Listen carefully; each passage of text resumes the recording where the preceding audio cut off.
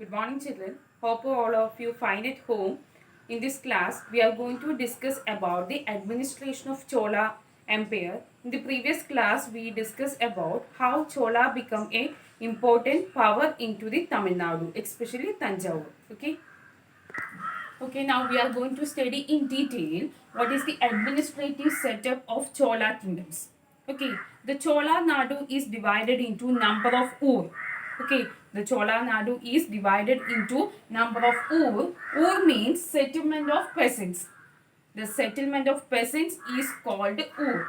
Ur is very much prosperous because of the agriculture. Because of the agriculture, the Ur is prosperous.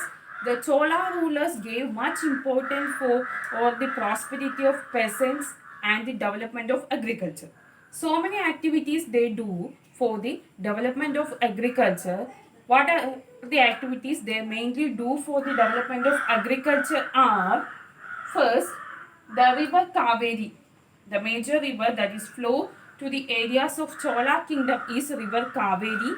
This river Kaveri provided sufficient water supply to the agriculture. Okay, sufficient water to the agriculture to the Chola kingdom is provided by river Kaveri, and for extending the agriculture land, for development of the agriculture, they cleared forest. They cleared what? They cleared forest and they developed the agriculture land. And they also provided some of the irrigation facility to the peasants. The Chola rulers provided some of the artificial irrigation facility to the peasants, the areas having the less water supply. What are the technique they adopted? They adopted mainly, they built canals. They built canals for providing water, and they also built tanks. They also built what? Tanks for the reservation of rainwater. I told you about the settlement of peasants of Chola Empire is called Ur. Ur is the settlement of peasants.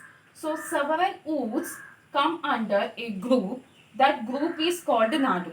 Several Urs come under a group. That group is called Nadu. The administrative function of this Nadu is performed by a council of elder members. The administrative the part of this Nadu is held under the leadership of a elder members in that particular Nadu. That council is called village council. That council is called village council.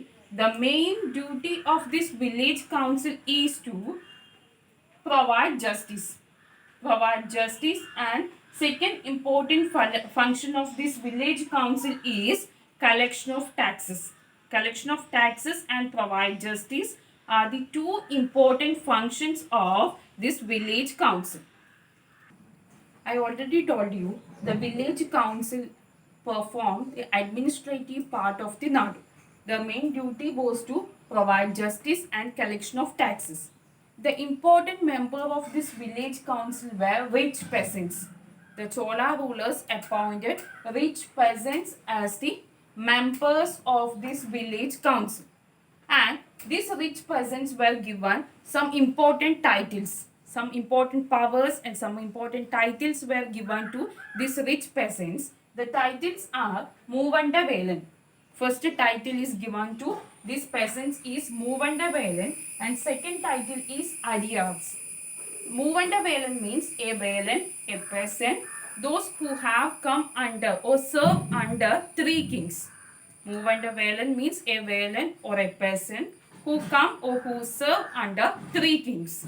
The Adiyar means the chief. The Adiyar post is given to the peasants, those who are in chief post. Okay, Adiyar where the post is given to a peasant who are in chief in post. And these Movanda Velan and Adiyar, they were the very important or the prominent members of village council, and they provided justice to the particular Nadu, and at the same time they collect the taxes.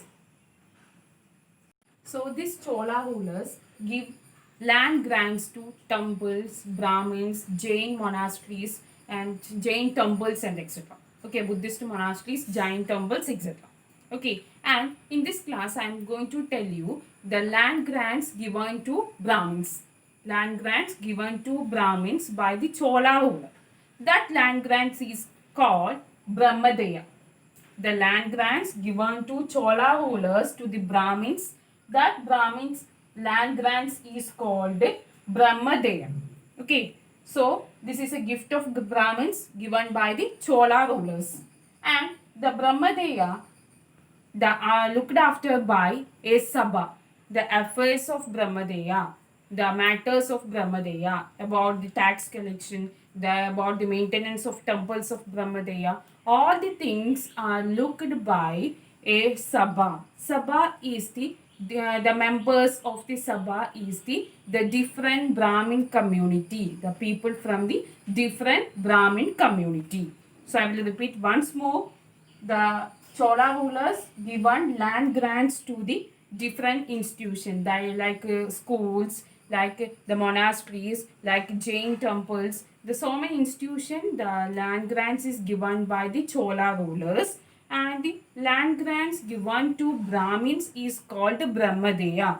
Okay, the land grants given by Chola rulers to the Brahmins is called Brahmadeya, and the Brahmadeya's affairs or matters is looked after by the assembly of members. That assembly is called Sabha. That assembly is called Sabha. We got a detailed information about the functioning of Sabha and all by an inscription. That inscription is called Uttarameru inscription. Okay, the activity of Sabha and how the members of Sabha is elected, how it works, all the matters is detailedly inscribed in an inscription. That inscription is called Uttarameru inscription, and we got this inscription from the Tamil Nadu, and especially the Chengalpet district of Tamil Nadu. Okay, to the next class, we are going to study in detail about the activity of Sabha and how the members of Sabha is elected. I think all of you understand about the administration of Cholas, especially Ur and Nadus, and the land grants given by the Chola rulers to different institutions, especially Brahmins and Brahmadeya. And we can discuss the activity of Brahmadeya and the Sabha into the next YouTube class. So, I conclude my topic. Thank you. Have a nice day.